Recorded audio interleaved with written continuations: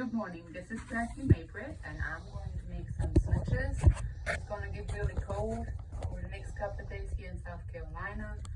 So we know the frost's going to kill a lot of our stuff, and we harvested some, and we're going to make some smudges with it. And I want to show you how you can make your own smudge with different things you harvested around your yard before the frost will kill everything down. So right here we have lemongrass, and this is a box from mason jars from quartz. It's a good size to keep everything a little bit together. Those are scraps that were left in the box from earlier when I made another smudge. So we just go ahead and put that back into the middle. Then this right here is eucalyptus, and as you can see, the leaves are starting to turn, so it's pretty much the eucalyptus tree going to lose most of its leaves over the winter here in South Carolina. And I don't throw really nothing away from it. I just go ahead and cut everything within it in about the same length. And we lay the little pieces in between. Then right here,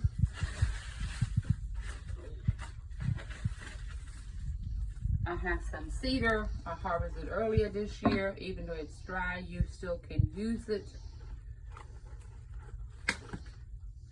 And I'll go ahead and also put this in the middle. Now cedar is very prickly, so it will hurt your hands a little bit. And then right here, we have some rosemary. And rosemary just smells heavenly when you burn it. Smells so good. And then right here we have some pineapple sage. It's blooming now in the fall. Our bees love it. But with the frost coming in tonight, it will all be peeled back and die down. So we're going to put some pineapple sage in it. And then right here we have some garden sage, and you can use any kind of sage. I enjoy them too a lot. They're good pollinators for our bees. I love them. And I lay them a little bit more to the top, and this kind of to the top, so it kind of mingles together. And I cut the bottoms off right here. And that's just because the top is always a little bit thinner, I stick this more toward the top. And then I also got a couple of our roses, so I lay them in between.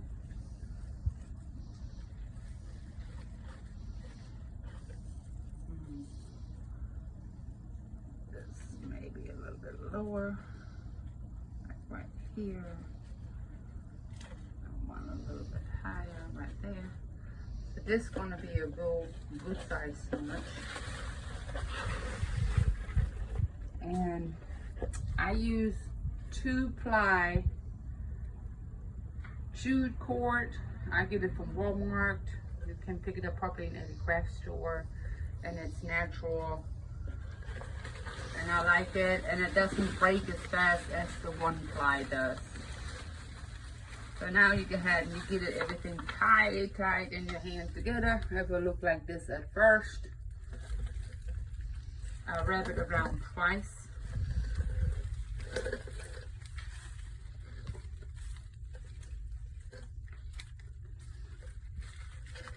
Pull as tight as you can right here.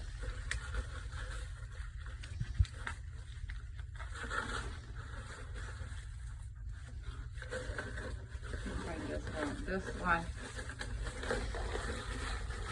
So now when you have it together right here, I make a double loop. So you do it once through it, do it a second time, so that way you can pull it tight. It won't be 100% perfect, but it will stay more. And then I'll make another 2 double loops on top. 1, 2. Now you have it together like this.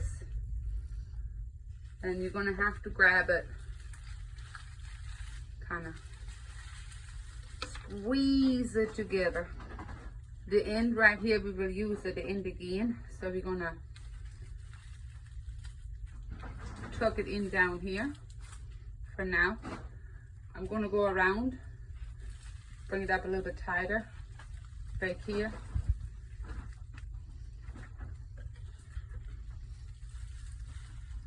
And then you just start wrapping, and every time you wrap you have to make sure it gets really tight.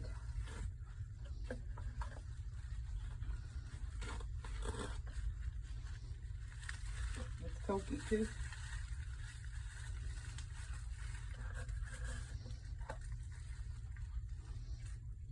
It's a nice fat smudge.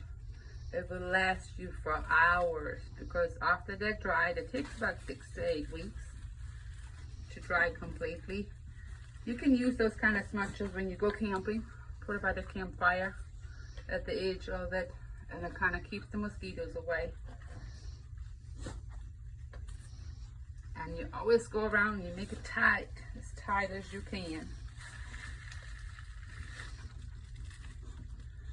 And make sure that you wrap the roses down at the base of the bud, because if they stick out too much in the top, they will fall off when they're dry. So make sure you keep them down in there too, so they will stay.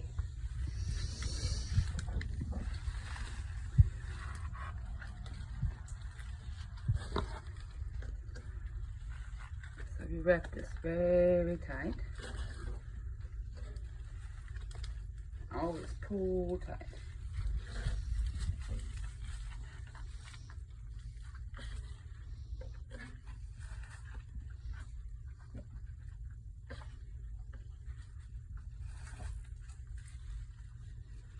When you get to a rose, make sure you kind of hold it down and you get that base. If not, it will fall off when it dries.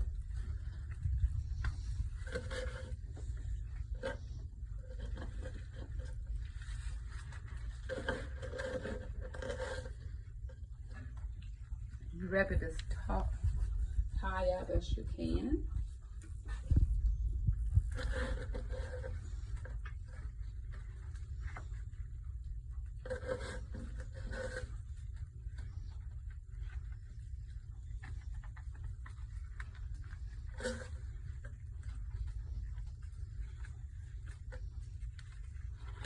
You can make them now and give them as nice Christmas gifts out of your garden, if you have a garden. So at the top, I'm going to go around twice. I'm going to leave this right here. It's going to look pretty. And then you're going to go crisscross back down, so it looks like a little cross right there.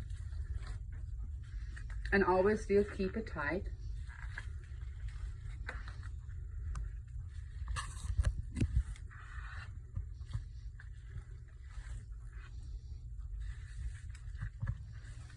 Down is much faster than up.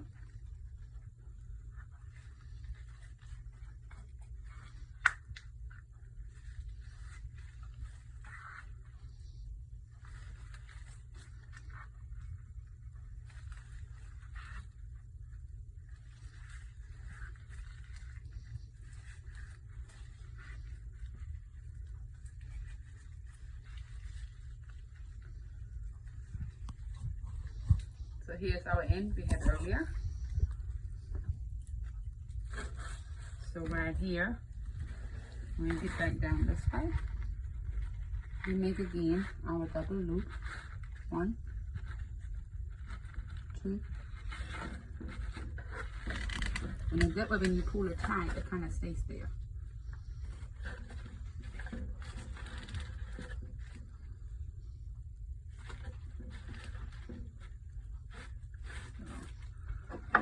Here.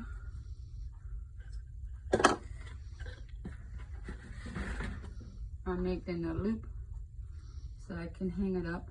You can hang it up in your bathroom, in your house, over the mantle. This right here, I'm going to trim back some.